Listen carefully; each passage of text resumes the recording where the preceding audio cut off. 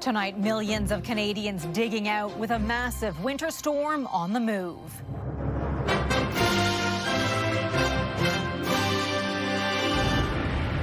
Heavy snow and strong winds hammer southern Ontario. Closures, cancellations, and chaos on the roads. That's much more dangerous than anything else, and this is Exhibit A. Where the snow is headed next. The value of Canada's Arctic. There's 2 gold mines in proximity. Inside the far north, what's driving the desire for the region? Plus, nourishing community connections with a side of affordability. We're not sending our profits to any billionaires in Toronto or in the US. How this Montreal shop is keeping prices in check.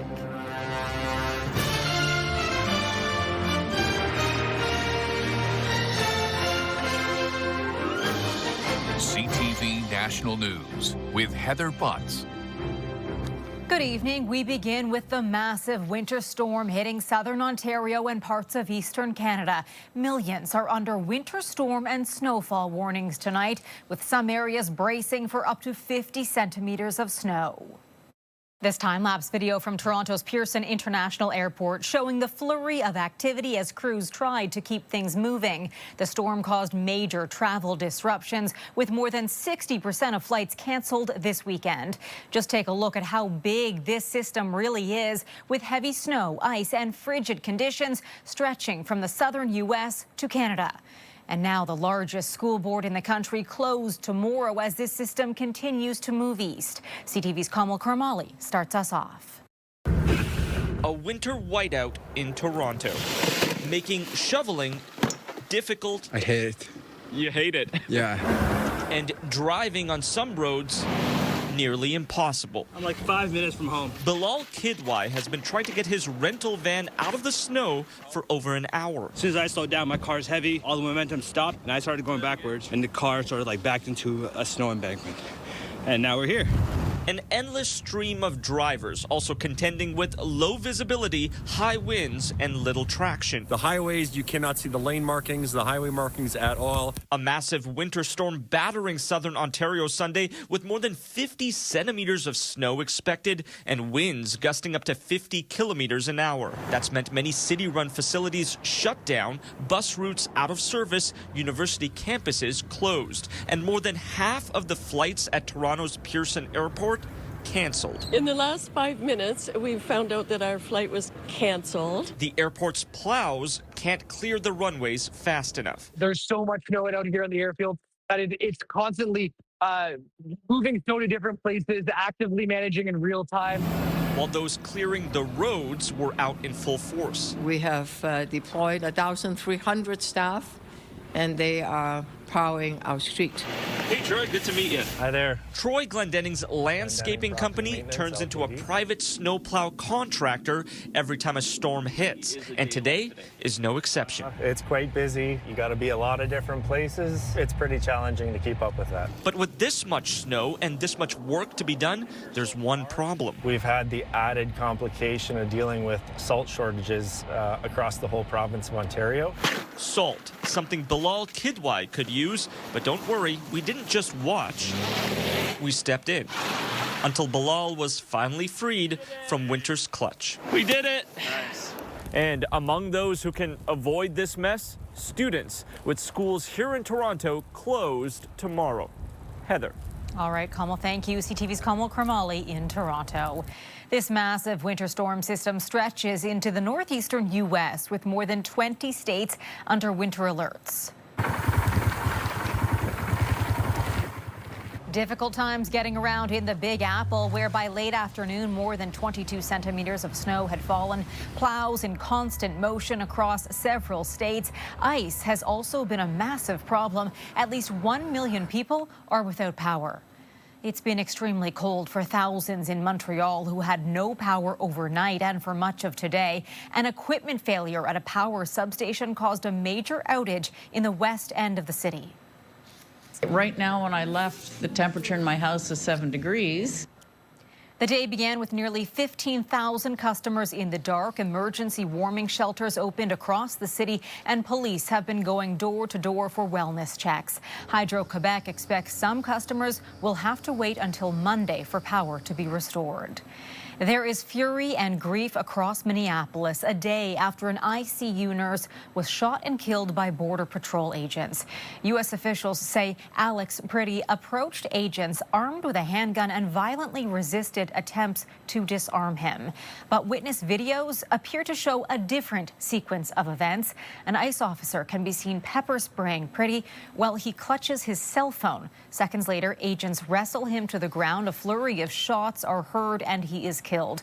Today, a top border official defended his agent's actions.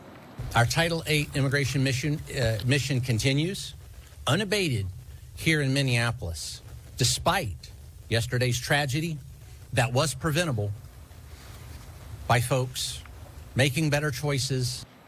Pretty's death is drawing massive crowds into the streets for a second day, calling for justice and an end to the Trump administration's immigration crackdown. Donald Trump's latest tirades and threats against Canada will loom over Parliament Hill as MPs return for a new session tomorrow, and the stakes are high for everyone this round. CTV's Rachel Aiello with what's on the line. Prime Minister, have you spoken to Donald Trump since he... Prime Minister Mark Carney was back on the Hill today, preparing for the return of Parliament, under pressure over U.S. President Donald Trump's latest threats. The Americans now say a 100% tariff would only be levied if Canada's dealings with China deepen. If they go further, if we see that the Canadians are allowing the Chinese to dump goods. But that's not the government's plan. We have commitments under CUSMA that not to pursue free trade agreements with non-market economies without prior notification. We have no intention of doing that with China or any other non-market economy. Carney's assurance didn't deter Trump, who kept up his attacks on Truth Social, saying in one post that Canada is systematically destroying itself and that the China deal is a disaster. So sad to see it happen, the president said in another. Monday marks the start of a new sitting. There you are. Hey. And MPs are being advised not to let Trump's trade tirades sidetrack efforts to address affordability. Don't get distracted. We just keep focused on what we're doing. Heading back into the House of Commons 2 seats shy of a majority, the Liberals will need help to pass key pieces of legislation to tackle crime and boost economic growth. We're going to continue working on those agendas, and obviously we want to attract the support of people who represent conservative ridings. Under political pressure of his own, with a leadership vote looming, Conservative leader Pierre Poilievre has offered to help fast-track certain agenda items that align with his party's priorities. The Prime Minister of this country and Pierre Poilievre, who aspires to be the Prime Minister of this country, needs to focus on the things that Canadians care about. Speaking briefly to reporters today, Carney said he's hoping for cooperation, both from the other parties in Parliament as well as the premiers, who he's set to sit down with in Ottawa later this week. Heather? Rachel Aiello in Ottawa. Thank you. At a time when the Prime Minister is calling for national unity, there are voices pushing instead for separation. CTV's Kathy Lee on that debate heating up in more than one province. Beneath the calm of Main Street in this small Alberta town, the minds of many people who live here are anything but at rest. And in this place, those thoughts are loud enough to hear. Alberta separating? Yeah. 100%. Jeff Olson, a business owner in Innisfail, says he's frustrated with Ottawa's treatment of Alberta. The job of the West is to keep the East prosperous. They've made that very, very clear. While some polls point to the majority of Albertans not wanting to break from Canada, noise surrounding separatism across the province louder in recent weeks, as the group Stay Free Alberta circulates a petition for a referendum question on whether the province should leave Canada to be an independent state. An independent Alberta will be able to function with zero income tax, right? Zero carbon tax, zero capital gains tax. Several First Nations groups, though, already launching legal action to stop the petition from moving forward. But in a province hundreds of kilometers away, the idea of separation is back in play. At a key party convention this weekend, the Parti Québécois rallying supporters around the prospect of Quebec independence, as the party leads in some polls ahead of an election in October. This as the Prime Minister called for national unity last week following the World Economic Forum. There are literally billions of people who aspire to what we have built. An economy that delivers broadly shared prosperity. But at least in Alberta, the sentiment doesn't align with some. I think a referendum would push more of an actual honest discussion about sovereignty and like what Alberta is able to do with what we have. It's certainly important for people to be able to make up their mind what they want to do going forward for Canada. The group Stay Free Alberta needs to collect just under 178,000 signatures by May 2nd. Kathy Lee, CTV News, Innisfail, Alberta. The desire for Canada's Arctic is front and center. The strategic location makes it a focal point of global competition and a renewed priority for our military strategy. CTV's Heather Wright is in the north tonight with a closer look. Come on. Come on, guys. There are few things more quintessentially Arctic than being pulled by a sled dog across a frozen lake. In the wintertime, we offer kick sled tours pulled by huskies. Good boy, bud. Good boy. Richard McIntosh is the co-owner of Sundog Adventures and says tourism in the north continues to grow. Rum, come on, Rum. Attracting not only visitors, but also employing thousands of people. We hire guides every year, and we hire service staff every year. But without the tourism, we wouldn't be able to employ nearly as many people. Canada's Arctic makes up 40% of its total landmass, but just 0.5% of its GDP, according to government figures. Mining continues to be the main industry in the Arctic, but insiders say the full potential of resources here remains untapped.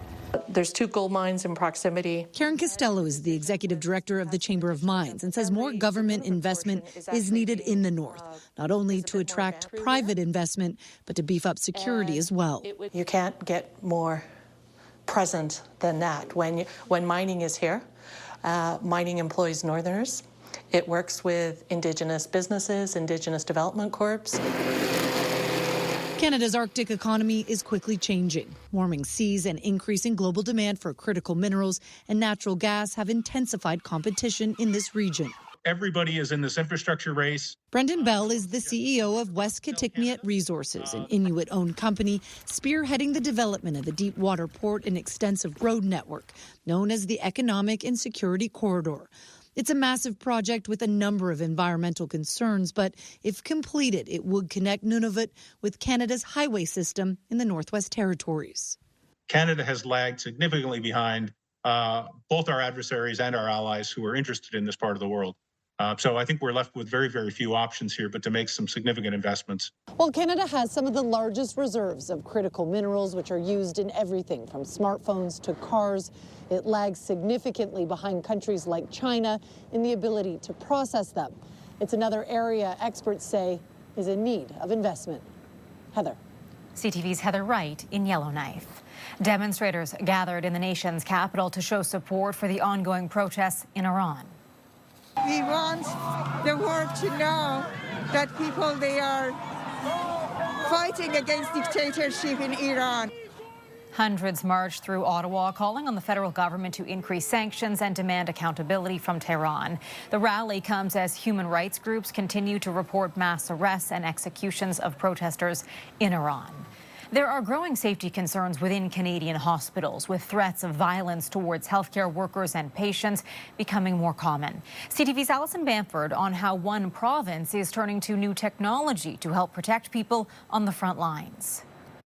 Walking into Saskatoon's emergency departments now looks a little like airport security. Everyone who walks through the doors of a Saskatchewan healthcare facility deserves to feel safe. This week, the Saskatchewan Health Authority installed metal detectors in all Saskatoon and Regina emergency departments. The move follows a letter from more than 200 ER staff in Saskatoon describing escalating violence, and a pilot project that seized crowbars, machetes, and imitation guns from people trying to enter Royal University Hospital. one weapon coming into our facility would be too many. Additional security will be hired to help staff the metal detectors and ensure patients can flow through the entrances quickly. Saskatchewan isn't the first province turning to technology to address growing safety concerns. ER departments in Ontario and Manitoba, including Winnipeg's Health Sciences Centre, already use weapon detectors.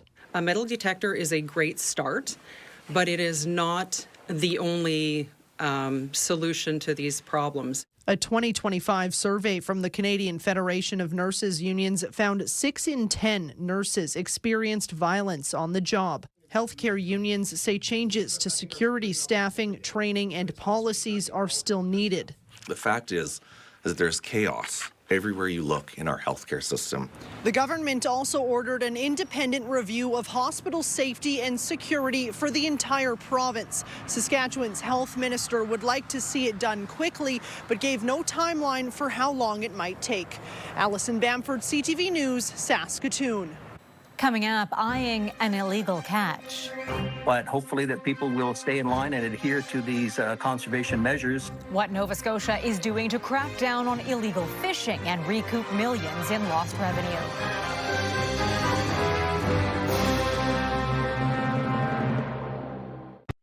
Nova Scotia has introduced tougher penalties to help combat illegal activities in the fishing industry. The province estimates fish buyers and processors who break the law have cost the industry millions of dollars. CTV's Paul Hollingsworth explains. Nova Scotia is cracking down hard on illegal fishing activities. And hopefully it's enough of a dollar value that deters illegal activity. The province is adding more than 30 new summary offenses which come with higher penalties. Among them, falsifying, altering, or destroying records. That now carries with it a $5,000 fine, twice that amount for repeat offenders.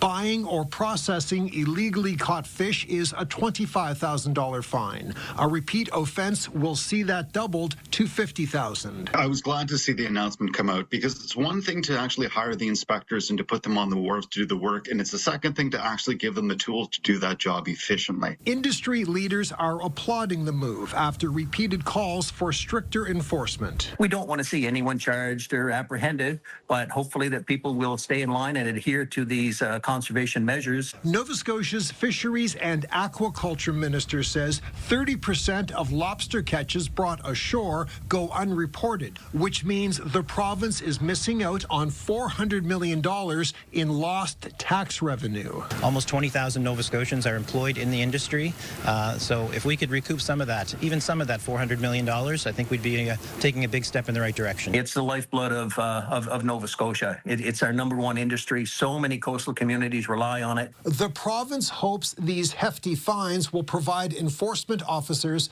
with the proper tools to stop illegal activities and protect Nova Scotia's fishing industry.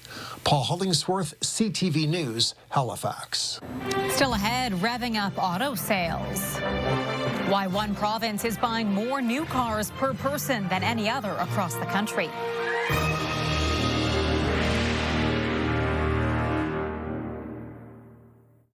As Canadians deal with the high cost of living, many consumers say they're keeping a close eye on their budget. But there is one place where spending is flourishing. In Newfoundland and Labrador, retail sales are up, and a big driver is new car sales. CTV's Garrett Berry shows us why. Now that she's retired with plenty of her own money saved, Paulette Sampson figured she'd get a fun car, one she really just wanted. It is called Sunnyside Yellow. And so I bought it purely for fun. Her Mini Cooper is brand new, just a handful of kilometers. When we test drove it, we did it in the parking lot because it never had a permit. That's how new it was. It'll stay that way until about April, when the salt, cold, and snow starts to disappear and the Sunnyside Yellow can shine. My father was in a dealership, so I have a love for cars. You can find that feeling just about anywhere in this province. Went for a test drive back over the summer, and I instantly fell in love with it. Just like Samson, Vince Gibbons said he could afford to buy a car that he truly wanted. I bit the bullet and yeah, it's been great. But maybe it's not just desire. Maybe there's a reason why Newfoundlanders and Labradorians buy so many vehicles. We probably drive too much. But it's easy to drive here too, isn't it, right?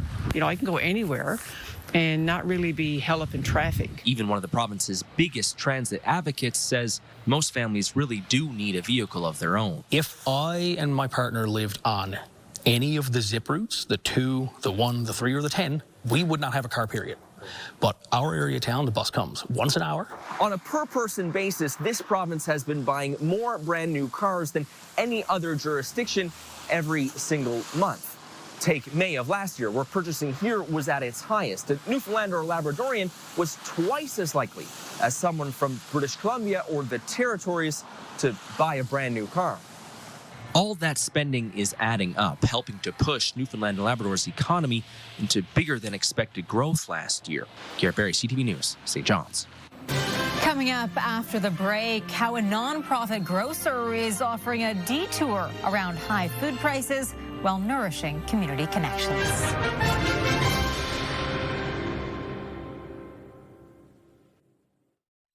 We leave you tonight with a unique solution to an issue causing great concern for families across this country, the soaring price of groceries. A business in Montreal is offering an alternative to big chains. CTV's Quebec Bureau Chief Geneviève Beauchemin gives us a glimpse of the not-for-profit shop run by the community for the community. An industrial building on what was once a CN rail yard is home to Le Détour. Fruits and vegetables here. It's a big part of what the savings we can offer. We also have fresh bread. This is a nonprofit grocery store with a mission to feed the neighborhood at a reasonable price while also nourishing community connections. We're not sending our profits to any billionaires in Toronto or in the US. We're really here to keep our prices as low as possible while ensuring also that we can, keep the lights on. Le Détour is open to all, but has 400 members who volunteer a few hours a month in exchange for a discount. That most of the work is done by members makes a big, big difference. Charles Duplessis worked in industrial automation. He's now retired and working the cashier. I wanted to get involved in the community and to do something to help, he says. Le Détour is in Montreal's Pointe Saint Charles, a historically working-class area. It opened 8 years ago, inspired by projects in New York and France. They try to bank on local products when it's possible, and it's a very pleasant atmosphere, says Virginie Gauvin, who lives nearby. We try to make sizes. Le Détour keeps prices as stable as possible, but doesn't have the latitude of big chains to have big specials. Still, it studied the market and found, for instance, that members save more than $63. That's 85% compared to a basket at Quebec-based chain Maxi of 32 regular-priced vegetables. And here the groceries come with a big helping of the flavor of the neighborhood. And members here say this is a model that could serve as inspiration as the price of food keeps going up. Geneviève Beauchemin, CTV News, Montreal. That is our newscast for this Sunday night. I'm Heather Butts. For all of us at CTV National News, thank you for watching. Sandy and Omar will be here tomorrow, and I'll see you again on Friday. Good night.